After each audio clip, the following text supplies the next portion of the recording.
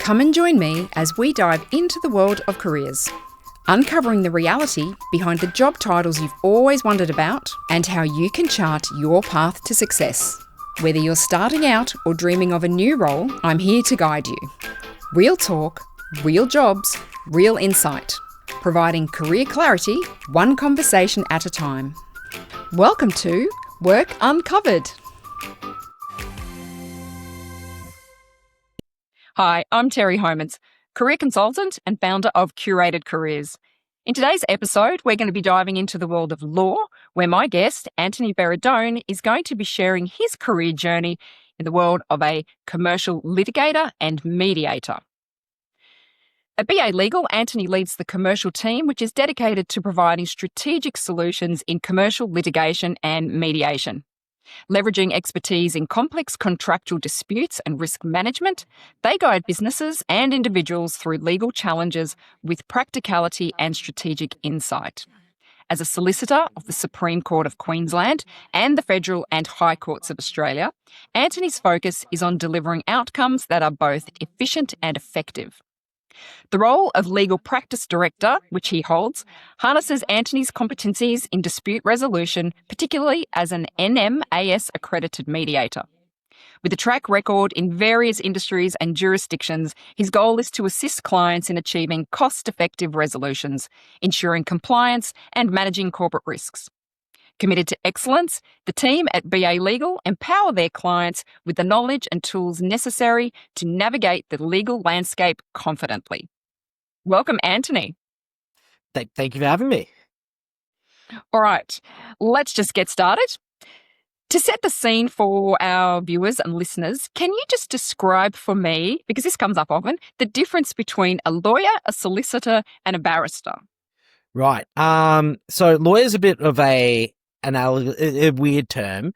So technically, the way the Law Society views it is a law student is a lawyer. There's a reason we call solicitors, barristers. There is distinction there. A lawyer is really someone that is in the industry of law to some degree. Solicitor is once you've completed it's very specific. Once you've completed your law degree, you must then it changes every now and again, go and do your practical legal training. It's about 3 to 6 months, an additional course. Then you have to find someone who is already a solicitor to put you into the Supreme Court in front of a panel of judges and admit you to the profession as a solicitor. Assuming that no one on the entry board has an issue with you, you then get to sign your name into the roll of solicitors. Congratulations, you've completed your first milestone. You are a solicitor. Then you've got barristers. So barristers do another course. They go to the bar and then they become a barrister, hence the term the bar. Now, the difference really between the three, we'll ignore lawyer for this purpose, given it's not, such a specific term. The main difference between solicitors and barristers is an old one. It used to be the case that barristers would go to the bar, aka court, go and speak in front of judges, advocate for their clients. Solicitors were more paperwork heavy, handling the clients and liaising as a thoroughfare between the clients and the barristers. It's not so much these days. I myself, as a specialized litigator, appear in court very regularly. Before judges, make submissions, I am an advocate. What really seems to be happening more these days is solicitors generally still stay out of the courtroom. Solicitors in litigation now do appear in the courtroom far more often than they ever used to. And barristers, to use a medical term, have become sort of surgically precise practitioners. So, for example, I might be a commercial litigator, but I've got a role of barristers and I'll go to specific barristers for very niche arguments. Like I've got a barrister who is my jet when it comes to an equity argument. And he is the person I will brief to stand before a judge and have an extremely high-level, complex argument about an equitable principle that would far exceed something that I would be able to do as someone who is across equity, but not someone who's lived and breathed pretty much only equity for 20 years straight. Fantastic. Hopefully that's provided some clarity. So moving on from that then, I know I read your very long bio and, not long, but descriptive. Could you describe for me then the field of practice that you work within?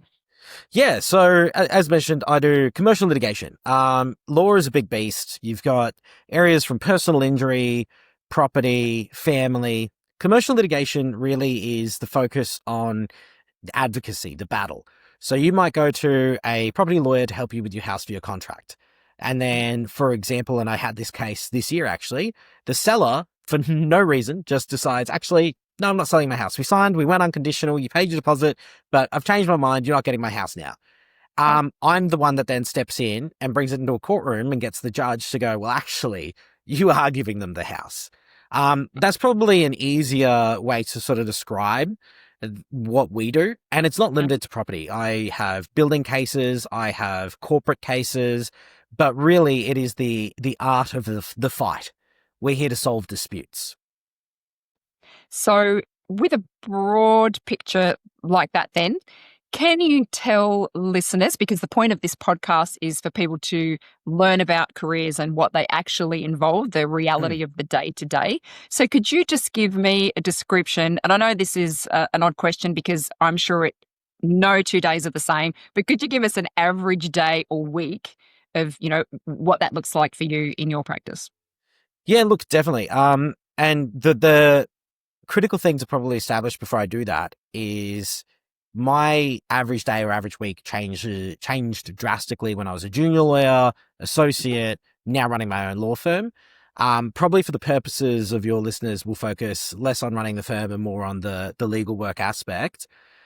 Me at my level, even these days, it's definitely varies. There is definitely no 2 weeks are the same, and I know everyone says it, but to give it an idea, if I'm in a very complex legal battle, I might be sitting there reading case law, I could spend 2-3 hours really trying to nut down the critical point of how is the court going to view this one specific thing that is the linchpin in my wider legal argument.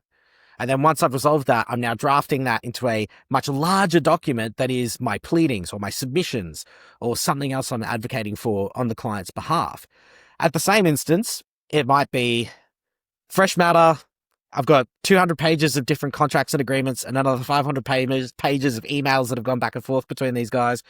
What's going on? And I'll be sitting here reading a lot of very interesting drama and very dry contracts to figure out what I'm even playing with. There are 2 very extremes of exciting and tedious, and unfortunately, and I train a lot of juniors, and this is the thing I think a lot of people miss. People have seen Suits, and we all go, oh, that looks really fun and exciting. And look, we have those moments. But to get those fun moments, for every 5 minutes of fun, there's probably 500 minutes of suffering.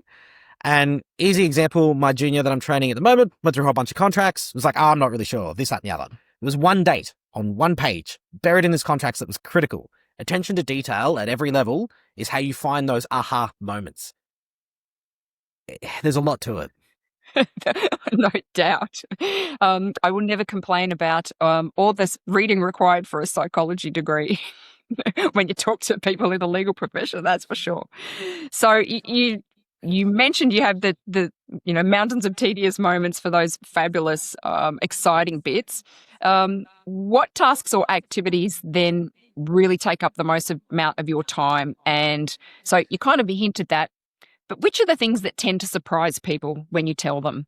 They kind of go, oh, I really didn't expect that. It does change. So me today, at my level, phone calls. I don't actually get work done during the day. I'm calling clients, I'm calling barristers, I'm speaking to the other side, I've got inquiries. Like, I work at night and I spend most of the day on the phone. So everything I set aside, I will do this today, becomes, I guess I'll get to this tonight. Now, that is vastly different from my time as a junior or even an associate. Like when I was a junior, my whole day was reading, writing, and honestly, paralysis. The amount of time I still look back and it staggers me to think how much time I lost on paralysis. Does this word really mean what I think this means? And you just spend your days and nights and hours bleeding, agonizing over like one word or one legal concept. When you become an associate, it changes again. It's less of that paralysis and agonizing, and then it's more of this, have I missed something? I'm good enough now to navigate this. What have I missed? What is the next level? And then, at my level, it's phones and then late nights of, I know what I'm doing now. I just need to take the bits and build the puzzle. Can you take us back to your school days? Were you thinking about law back then, or did you have other career aspirations, perhaps? I've always been belligerent, argumentative, confident, arrogant, depends who you ask. So law felt like a very natural fit. Like I was always someone that was into exploring, who is right and why. And less from a I gotcha and more from a I want to know. Like who was right and why were you right? That was stuff that really excited me, but law was still not my first choice. I actually was planning on being career military. I went to the Royal Military College of Duntroon. I did officer training as a general infantry officer for 2 years. And that was actually the career pathway that I had set aside. And unfortunately, I was young and naive, didn't pan out. And then when that didn't work out, it was, well, I'm here to fight. Might as well fight in the civilian environment. Where can I do that? I always liked law. Let's go pick a fight over there. Here I am. I really like that because very often, how many of us actually end up in the job that we thought we would do when we were at school? I wanted to be a horse riding instructor. I never did. See, that would be far more exciting, surely. Although sometimes I think, I wish I was doing that. No, I love what I do. Okay, so was there anything specifically, apart from what you've just talked about, was there anything specifically that drew you to law or even the type of law? So did that, was that the type of law you were thinking about when you were entertaining this idea, or did that come later once you'd started studying perhaps? No, even early on, this was the type of law that I always knew I was going to walk into. It was a dual fold reasoning. I've always been passionate about business. This area is the area that deals with businesses the most, because it's usually businesses that are in these disputes and unfortunate reality of our system that can afford to fund these types of disputes. And then the second element was, in all areas of law, practitioners try to understand and then apply the rules as they see them at the time. It's only in litigation that ultimately you will get to the end and someone will be demonstrably proven right. It's like, no, this is what the law says about this. Whereas, if we have an argument in another area, form a contract, and we say, yep, this is our agreement, that contract could be completely invalid, unenforceable, an illegal contract, myriad of things. At my end of the stick, we get to find out if it was or not, and what we can enforce, what we can't, why. It's one of my biggest disputes at the moment, is that exact point, is this deed enforceable? Or has the parties done something that they shouldn't have that makes it not? I'll find the answer. I'll let you know. Can you then explain how your work differs between acting as a litigation professional versus when you're working as a mediator? Very, very stark difference. That part, it's very, very rare outside of barristers that you see solicitors actually qualified as mediators as well. It tends to be something that barristers do on the side down the road, and they are such different roles. As a litigator, I use analogies such as, warfare, combat, because it's ruthless. You're out there, you're drawing blood, you're taking punches, because both sides want to win, and it's not a pretty battlefield. Mediation's like the antithesis of that. It's, hey, I know you guys hate each other, but can we try and be friends? And the main reason I fell into that was it was a natural expansion. I found myself the mediator a lot at school, and I was either fighting an argument or trying to resolve one. And that split dynamic that I enjoyed a lot when I was younger really came to flourish in this space. And I'm very proud for settling a lot more of my disputes than I take to court. I do find it as a point of pride, because to settle a dispute, you have control. You haven't relinquished control to the judge. It tends to be far cheaper, and it tends to be more efficient. Mediation is just a parallel to that. But yes, taking the advocate's hat off and putting the mediator's hat on, it takes a very deliberate and conscious effort. I'm sure most people would rather have things resolved through mediation than actually heading to court, no matter what realm of the legal world. Absolutely. You've hinted at this, but what personal qualities or strengths do you think make you really well suited to this type of work? Yeah, definitely some of the things I've discussed. You need to have an element of confidence. And look, I think a lot of litigators, it put us onto the realm of arrogance, but you need to be self-aware. If you are too full of self and too self-assured, you will make mistakes that will cost your client. And at the end of the day, you cannot lose sight that it's not your ego, it's your client's life that you're ultimately dabbling with. But you need the confidence to be able to stand up and advocate a position. That's critical. The ability to articulate I see this less and less these days is I've run into more and more academic type lawyers, and they talk very high principles and they talk to the Latin, and it's like, look, this is all well and good, but especially if you're trying to settle something, if my client doesn't understand what you're saying and I'll explain it to them, sure, but if you can say it in a way that my client can understand and they read your argument as you're advancing it, it's far more compelling. The material oft reaches the eyes of the client. And when I write for the judge first, my client and your client second, and then you and me last. It's all there, but how you present is really important. I think it's, confidence, self-aware, the ability to articulate. They're probably the three most critical things that I think determine a good litigator specifically. Lovely. Did you ever doubt your ability to succeed in this area, particularly in these really sort of high stakes environments? And, Definitely. they're quite very complex matters. Oh, 100%. And I think anyone that can look in their career, especially in litigation, and say, I've never had that doubt, is either lying or making a mistake. Look, What especially helps you to build your confidence then? making mistakes. But it's about the safe environment, because again, it's people's lives. So I had the dual privilege and horror of working in one of the very few dedicated litigation firms as my junior career, and the standards there were ridiculously high. And the amount of times I submitted work and I've agonized over it, I'm like, this is great. And then I'd get absolutely slaughtered for something that was usually quite minor. I learned very quickly because you didn't have a choice. But, it was very humbling, and you start to sit there and you go, man, maybe I'm not cut out for this. But later on in my career, I stuck with it, and later realized, luckily, that actually I was quite good. I was in a very high quality environment, and it was, you rise to meet the level. But you need to make mistakes, and you need a safety net when you're a junior, that's your partner or your supervisor, to protect the client from your mistakes, because you learn from your mistakes 10 times more than you learn from your wins. I love that concept of, failing forward type of thing. That's the most valuable lessons in life come from when we make mistakes, unfortunately. Maybe, I don't know. So for listeners considering law, can you then tell us the difference between, and the important difference between academically capable and professionally effective? Because they're two very different things. 100%. Because this, and I've alluded to this earlier, is something I'm seeing more and more, is this academically minded lawyer. Now, look, understanding an application of law is critical. That's part of what you get paid to do. And I emphasize part. It's a bit different in litigation. If you're doing, conveyancing property, this is less pertinent.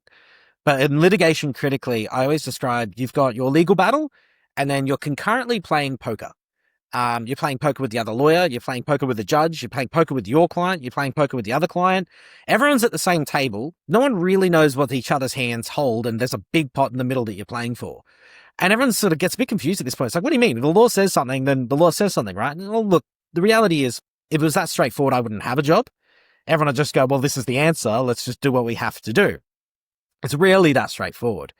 And I've won cases I should have lost. I have lost cases that I should have won. The client fatigues. They get stressed. It becomes too cost pressure, stress pressure, family pressure, the pressure of running their business while running the fight. And they go, I just need out. I don't care how we get out. Give them what they want. Do something. They fold. Yeah. They would have won, but they're burnt out. Vice versa. I burnt the other side out because the lawyer was technically inept and they didn't understand the game. And I kept hammering them on technical points until their client fatigued. Their client had a winning hand. Their lawyer just couldn't play it. It is a very, very bizarre system that doesn't actually, I say this is the best way I can sum it up without speaking for about 20 minutes on this point. We do not have a justice system. We have a legal system. And like any system, it can be leveraged and maneuvered through. And for better or worse, this is the situation we are in. You said an important thing there, and that is something that we really need to remember in general. And I think this is where people can really think, oh, that's so unfair. And you're right, because it's a legal system. It's not always about justice, is it? At the end of the day, it can be just down to a war of attrition and who can go the longest, I suggest. Wow. What aspects of litigation were different then for you from what you had anticipated? Were there any surprises? Um, Look, definitely surprises. And a lot of these questions I try to stretch my mind back to because, again, there's 3 stages of your career, and I'm trying to focus as much as I can for your audience on my junior years. Because that's obviously where you come in with the most preconceived notions and you get the most disruption to those preconceived notions. Um, Probably one of the biggest things that sort of not upset me, but surprised me when coming in was just the raw scale of tediousness. One of my very first matters was a defamation matter. A big company, and they got called out by ASIC where they shouldn't have been because someone in ASIC had a bee in their bonnet about our particular client at the time. This resulted in me, as the junior lawyer, going through, I think it was 5-6 years of ASIC's media releases, looking at all the comparable releases, trying to find any instance where they'd done something similar to our client to anyone else, which they had not done. And they'd done it to our client in 3 separate releases. That is a lot of reading just to go, well, you haven't done it to anyone else. And, before you can say something, you need that certainty, that clarity. And I think part of us understand that exists in law, but until you've gone through a few times of, getting 10, those archive boxes, getting 10 of those just with paper and going, go through this, figure this out, find us some stuff about that. And you go, sure. You have to go through it a few times before you just realize how painful some cases truly can actually be. How do those realities affect your enjoyment of your profession and your sense of fit then for it? Look, critically, I took a small break from law in the middle of my career. My junior years, I was on a 40-hour salary that was minimum wage. My starting salary was, I think it was 55 from memory, plus super, or 50 plus super, one or the other. And no matter how many hours you do, it was 40-hour a week salary. I never did under 50 in my whole time as a junior lawyer. My average was 55. My biggest was 84. I slept in the office, and people tell these horror stories, and some people wear it as a badge of honor. I think it is. Look, it advanced my career because I'd been through the army. I'd done officer training. I had a very tenacious, stubborn approach, and I headbutted the brick walls until I got to the other end. I nearly went out, and I shudder to think the amount of amazing lawyers that just didn't get a sensible opportunity before they got burnt out, that didn't push through. I train my juniors all the time, and I deliberately kick them out. I send them home, and I think it's so important for them to focus on learning instead of proving, how I don't have a good politically correct analogy, but burnout is not a badge of honor, and I think too many old law firms really still treat it like one. It is a shame when you see that happening, regardless of industry. Very often you will see people thinking that that's the only way to get ahead, and then it ultimately can be quite costly. So on that note then, how do you personally manage the pressure and the complexity and potential emotional load that can come with this environment that you work in? Yeah, definitely. So my number one method is to be an absolute hypocrite and not practice what I preach and put in a ridiculous amount of hours and have no work-life balance. Look, I'm a victim of my own choices in this regard. I do love the fight. I do like getting outcomes, and I go extremely hard. That is a choice, and it's one that even I need to reel back. It's cost me a relationship. I was engaged. I started a firm, was concurrently doing my master's, did not have enough time for family, friends, or my partner, and it was unsustainable. And, the partner decided to make the decision to leave, and I could not blame her. Could not blame her whatsoever. It's very hard to excel in this career alone. And the reality is, when you start a business, you don't always have the funds to bring on a team. We've been very successful this year. The team is growing. I'm training people, and I plan to have the ability to practice what I preach in 2026. But, when you're a junior, it's so easy to get wrapped up in it. You want to be the gun lawyer. You want to have the answers. And the reality is, especially if you're doing litigation, I'm sorry, you won't. I've been training one of my prodigies for 2 years, and she is amazing. I'm protecting her from burnout. She tries so hard to stay longer than she should because she wants to succeed. We all want to succeed. But unfortunately, there's no shortcuts in lit. If you want to be good at this, It's not, I can do, even me doing 80-hour weeks, it took me years to get to where I am. You can't shortcut it. And no amount of overburning yourself will ever achieve that. Wow. Actually, my last guest just talked about, just literally having to grind, having that end goal and knowing that there's no other way to get there. Just grind away, even when the results might not necessarily be coming in at that point. Just keep your eyes on the prize, but somehow manage it so that, as you've mentioned, you don't want to burn out before you get there.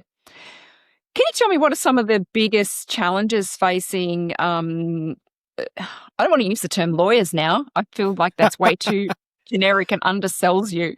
What are the biggest challenges facing people in your profession right now, do you think?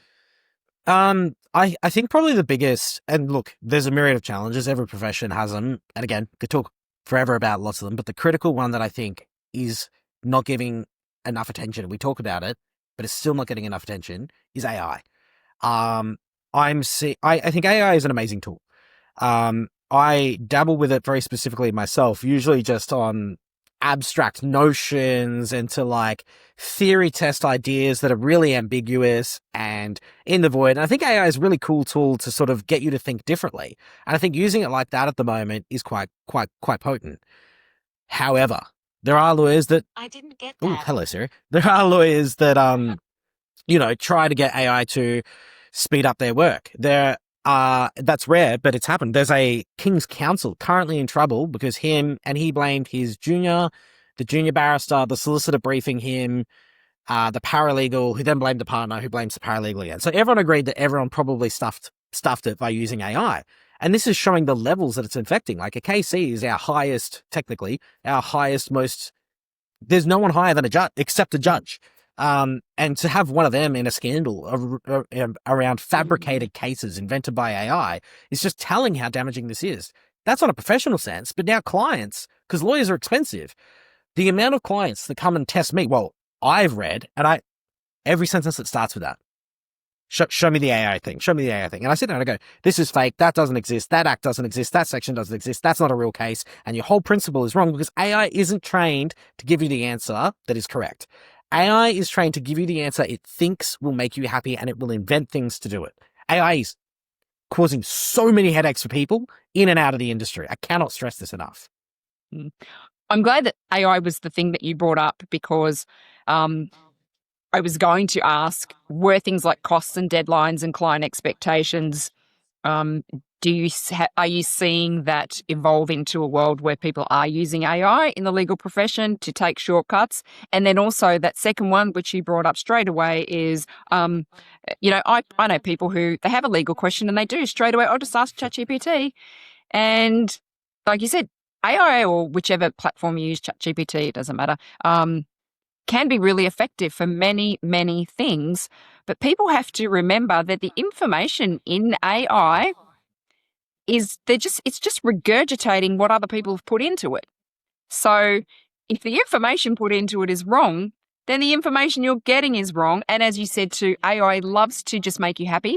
That's the reason why if you ask ChatGPT or something, it goes, that's a great idea. Oh, such a good job there. Right? It's designed to make you happy. So it is a shame, and is there going to be some way that can be policed somewhat, or do you think people are just going to do it and hope that they don't get caught, or do you think there's enough level of professionalism within law that people will understand very quickly that that's just not a shortcut worth taking?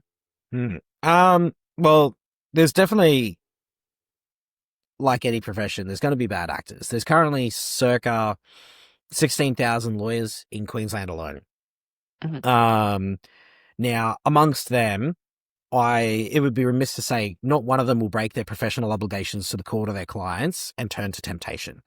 I mean, we have doctors that have done things. We have lawyers in the past that have done things. And we have lawyers that are currently doing things and will do things in the future. Unfortunately, one of the joys of humanity is there's always going to be bad actors. Law is no exception. There will be people that will use this improperly. There are tools. So, for example, I think AI has its place because you've sort of got a few questions in there. So that's that one. In terms of costs and its future, for example, Leap is legal software I use. It has an internal AI, so it's protected from the walls of society. It's stuck inside a little bubble. Now, it is useless, but for one very, very good thing. I can go, hey, I know I saw an email on this file that sort of said this. Can you find that email for me? Instead of me spending a couple of minutes to find the email, usually can spit it out pretty quickly. I bill in 6-minute increments. If something takes me 1 minute, it costs you 6 minutes of time. If I'm working for 8 minutes, it costs you 12 minutes of time. If that AI turns an 8-minute entry into a 5-minute entry, that just saved you 6 minutes. And I think that is where AI needs to be leveraged better, and it needs to be improved and worked on and developed to speed up those types of tasks to assist lawyers doing their jobs more cost effectively. I think that's its first place for now. That's a recurring theme or recurring answer that I get from people when I have these conversations is that is where the value lies, is if it can make you efficient in those types of tasks, it frees you up for more important or things that actually need your dedicated attention, not just whipping an answer out of AI. We talked a little bit before about mediation, so I'm just sort of jumping around, but I'm trying to get some more insight too. Do you think that going to court will always be the main option, or do you think things like mediation will potentially grow more and become the more popular or preferred option? This has actually already happened. It's a common misconception. So I don't know what the stats are this day. Someone will have to go and do a fact check on this. And I think it changes depending on jurisdiction. But last time I looked into this, it's something like 80% of disputes don't see the inside of a courtroom for a final hearing. That is well past the vast majority. Most either settle at mediation, or what I tend to find a lot is they don't actually settle at mediation. Mediation takes 10 issues that we're all fighting over. Sometimes it helps us understand the other party's position on 8 out of 10 of them, or we agree to 4 of them, there's 6 left, whatever the process is. And even though we may not get to that agreement there, the foundation is laid that between mediation and 3-4 months later when you get to final hearing, what we've laid here allows us to discuss, and as the pressure of a judge is going to make a decision whether you like it or not arrives, everyone eventually goes, this makes us all upset, let's do this. And that is very, very common. There is the rare case these days that actually does go to hearing, and even then gets to a final decision of the judge. Some of them settle the day the decision's about to be handed down. Courtroom steps and they go, I'm scared now, let's just agree to this. Done. Happens all the time. That's a good stat then to see that actually there's a far greater percentage that don't actually get to that point. So I guess that's a positive. Speaking of positives, what values, personal values of yours, does this role that you have allow you to actually express in your professional life? Look, there's definitely a lot. I think one of the biggest, though, would be, and I don't have the perfect word for it. If I was to put a placeholder in that is the closest I could get, would be sort of honor. This is one of those few professions where we have tiered obligations. First to the court, then to the client. Then to yourself last. And especially in the role I'm in now, I have so much control over that. So, for example, one of my favorite clients, lovely gentleman, through no fault of his own, is in a horrible position. He's made some mistakes. He got taken advantage of by the ultimate villain of the story.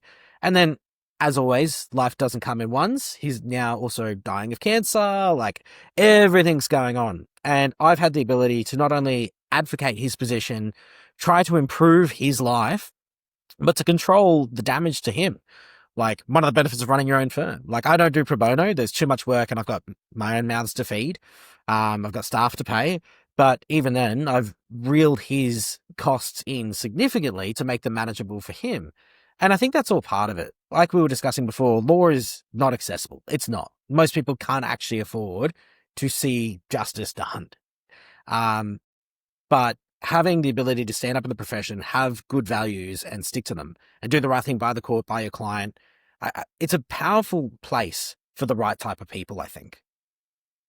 I really like that because I have no doubt that the highest percentage of people who decide to practice law go in because they want to help people. And unfortunately, lawyers don't get a good rap, do they? No.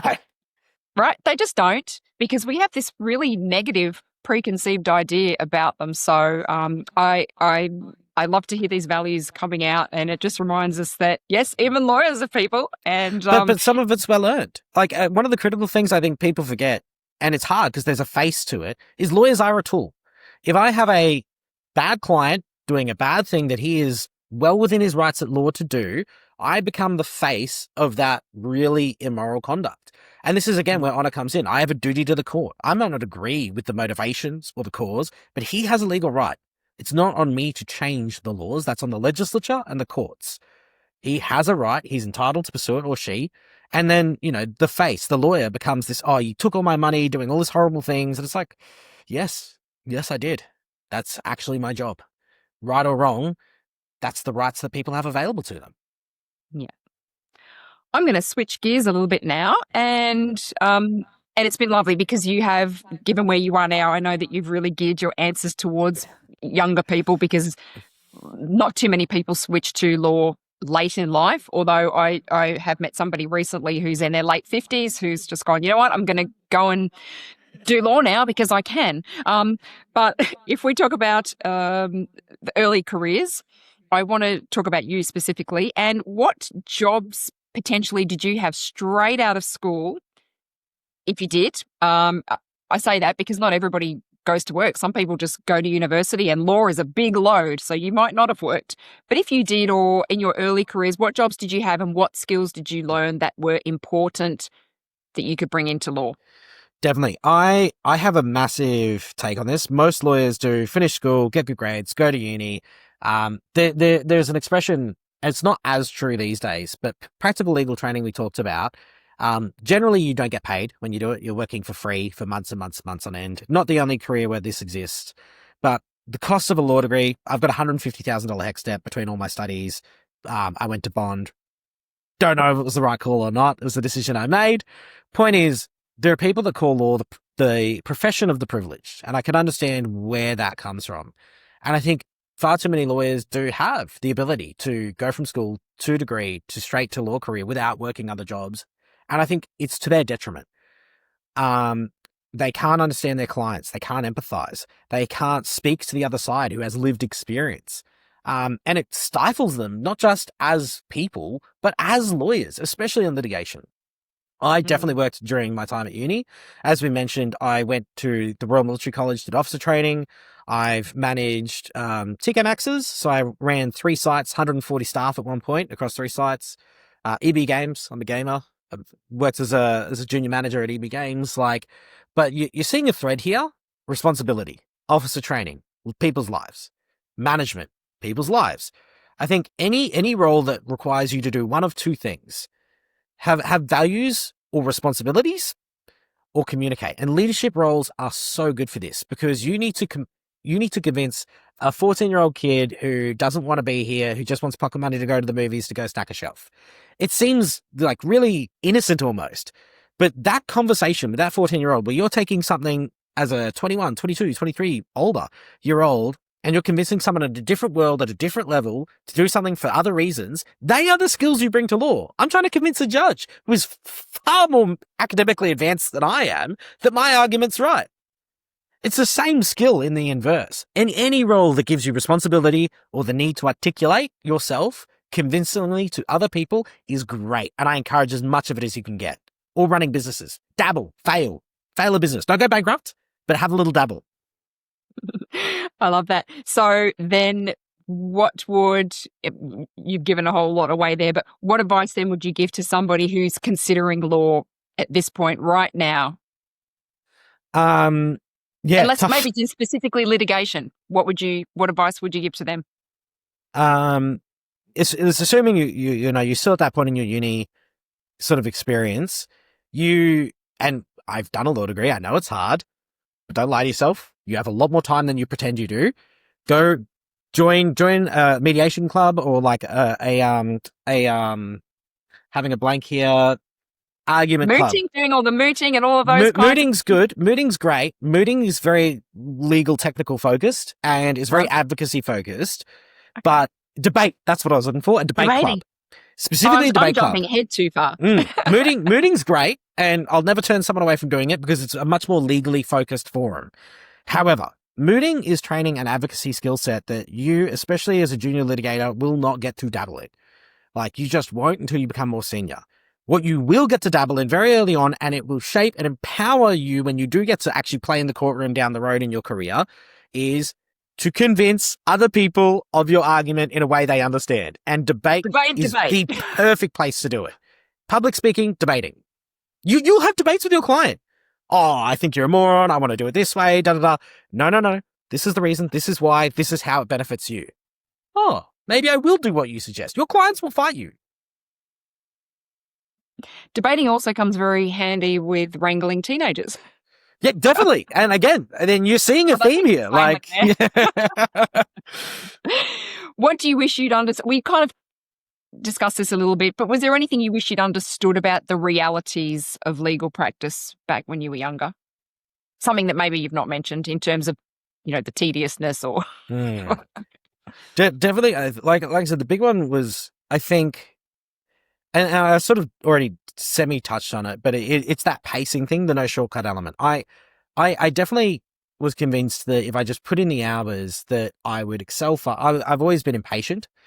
If I'm here to do something, I'm here to do it well. So let's just get it done. Let's get this dumb shit out of the way so I can get into the fight. But you just can't. You need to be exposed to so many. I was explaining before we jumped on the call. I have someone that isn't part of my team. They are an admitted lawyer. They want to do litigation, and they've asked for some time just to learn. And I was trying to explain to her, this is very similar concept. And I was like, I've got 156 cases here from this year alone. Like, here's the list, 156 of them. This one, I owe you money. You were meant to pay it back. Very simple stuff. Completely different arguments at law. Completely different application of the law. Nothing remotely similar. You just need experience, and it takes time because you need to see different things to understand how they interact, what the options out there are. Understanding, statement of claim, defense, reply, that's the process. Yeah, on paper, but in the real world, I've gone through that process to the date. I've had it take a whole year because there's been fights in between. You can't shortcut it, and it feels like you should be able to, but you can't. It really is a marathon there. I'm with you though. I'm very impatient, and once I decide that's what I need to do, just get me there.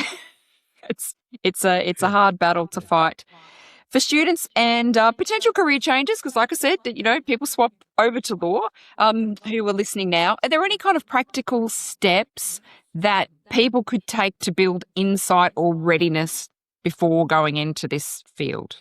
Definitely. So there's things, for example, adjacent. If you're young enough, like being a legal secretary is not a waste of your time. The exposure to legal concepts, to the operations of a law firm, which are very precise in their nature. Honestly, yeah, if you're very junior, very young, legal secretary, paralegal, those sorts of things, you just dive on if you can get them. If you're more senior, you'd be surprised how many lawyers are willing to give you a bit of time, especially depending on your role. I suspect if you're a career changer, you're probably in already a professional industry that has the opportunity to potentially interact with lawyers. Seek it out. You'll be at these networking events. Your business might need legal advice at some point that's adjacent to your silo. Like, I'm in HR and I want to get into law because I love the legal aspect of HR. I guarantee you, your firm may have gotten advice from lawyers on you're in a construction company, on a construction dispute, on this, on that. Ask your CEO, have we gotten legal advice in the past? Can I read it? Like, just being exposed to how we write, how we structure our correspondence, those sorts of things start to open your mind and your eye, because I don't know if we're talking about uni in depth at any point. And I'm sorry, but it's the truth. The law degree, absolutely useless. It is the most useless degree on earth. There is nothing you will do in those 3 or 4 years in uni that you will use in your career. Yes, it's important because you need to understand these aspects that are in the legal system. You must do your degree, A, because it's required, but B, there are things in there that you will learn that will be foundational. But when you're day one on the job, everything you did in uni has absolutely no transition to your work. It is foundational only. So get exposure to real legal stuff as much as possible over the academic stuff. And you already jumped ahead and partially answered what was going to be my next question, but you might be able to get a little bit more out of it. Are there roles that are adjacent to perhaps litigation that could provide experience? So I'm talking about litigation specifically. Again, any management role ever, because you're always going to be arguing with staff, with customers, with anything in management, doesn't matter what it is, you will develop and work on those skills.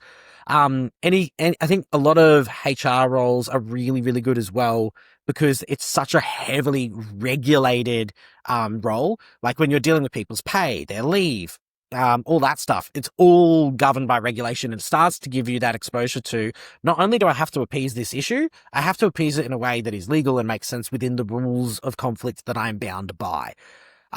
They're probably just two really easy examples that you can actually dabble in quite effectively without much prerequisite.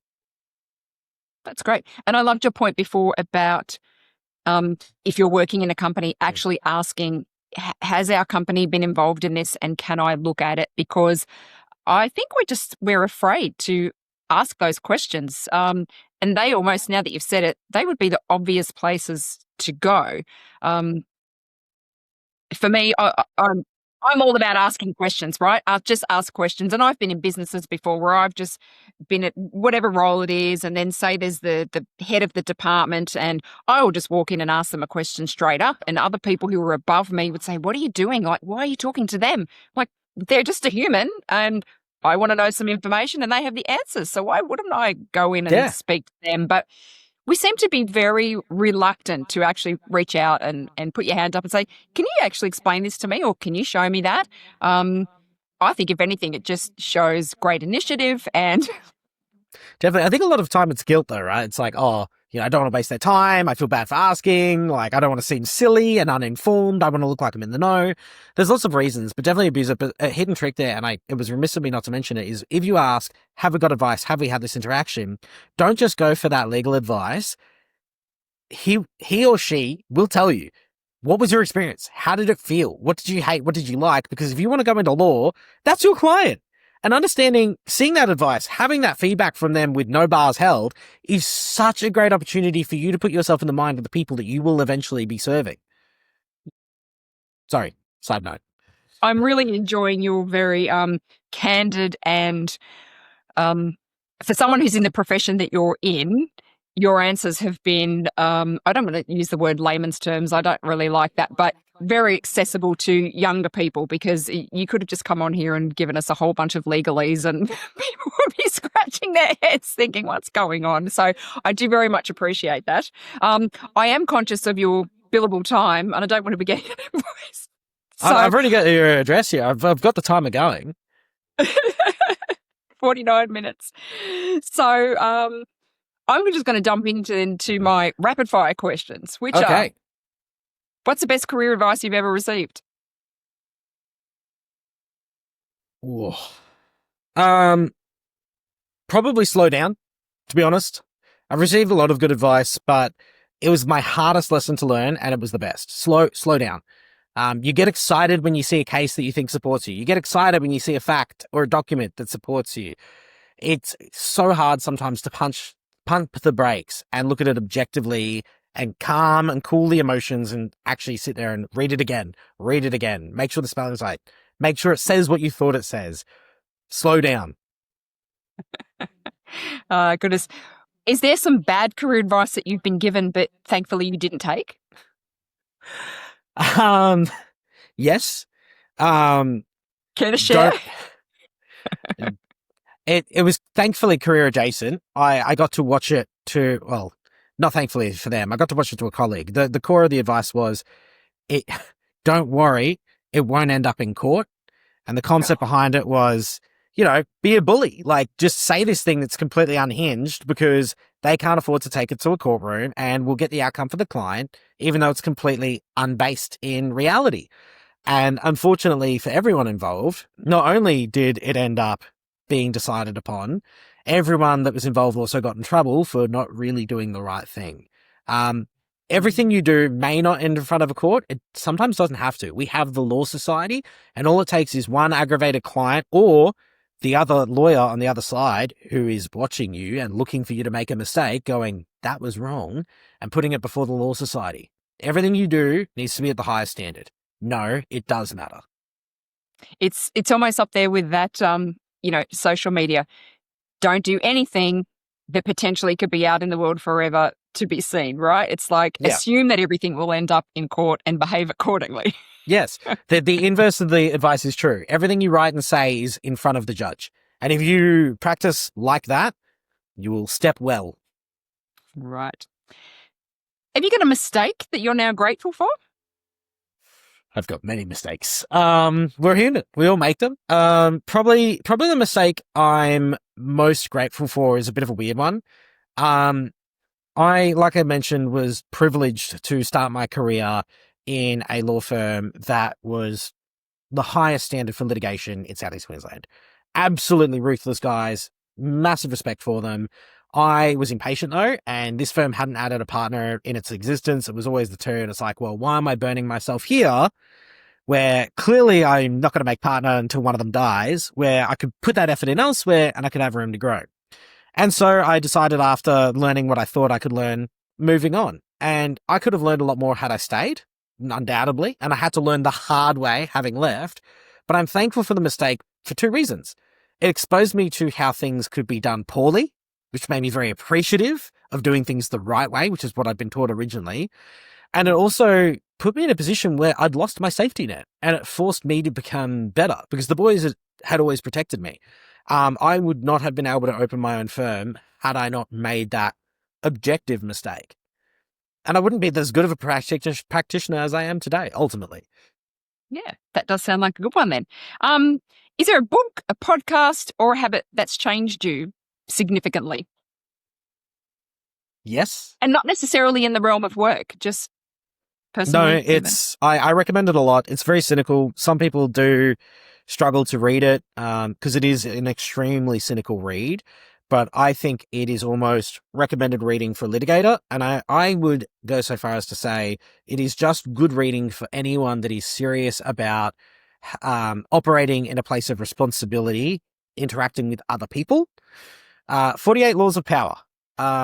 It is a unique read. It is, I cannot stress enough, it is very cynical. Some of the stuff in there I appreciate is not a comfortable thing to read. But for me, it's the lessons of those unique interactions with other people in power, other people not in power, and just how they work. I find myself obeying and occasionally not obeying those laws regularly and learning the lessons in real time again. And I've read the book now 6 times. I'm doing a reading club again now with my junior lawyer. She's got a copy, I've got a copy, and we do 2 laws and we do a book club about it. I genuinely think it is a good read for anyone, not just in lit, but in a position of power or with other people. I'll be sure to get all the details and I'll put them in the credits at the end. I will. I'll send them to you. So this is the question that I love. Now, clearly you have expressed your dedication and love of this profession that you have. But if I were to ask you what is the magic career question, so perhaps not yourself, but let's say an alter ego, if money was irrelevant, if qualifications were irrelevant, where you had to live, all of those things didn't matter, what would be your ultimate dream job? That's so tough because there's 2 answers and they're so strangely apart. Definitely my original career choice has always been near and dear to my heart. Being an army officer, there's a reason I wanted to be career military. I think Australia is a great place to live, and I think on the scale of things, our defence forces have done remarkably good things in the world over our very short history on the world stage. It's something that I'm very passionate about. I'm trying to join the reserves as a legal officer in the reserves, which is a nightmare of a process. Defence recruiting, fix your process. It is very hard and it's not fun. So look, that is definitely probably up there. But the other side of me, I'm still a gamer at heart, and a little guilty part of me, I would love to either be like a professional gamer or like a professional game designer with my own little game design company. Like that is my guilty pleasure thing. That's like, I don't think I could actually do it as a career. Like I like to do things and build things a very specific way, but guilty pleasure, definitely.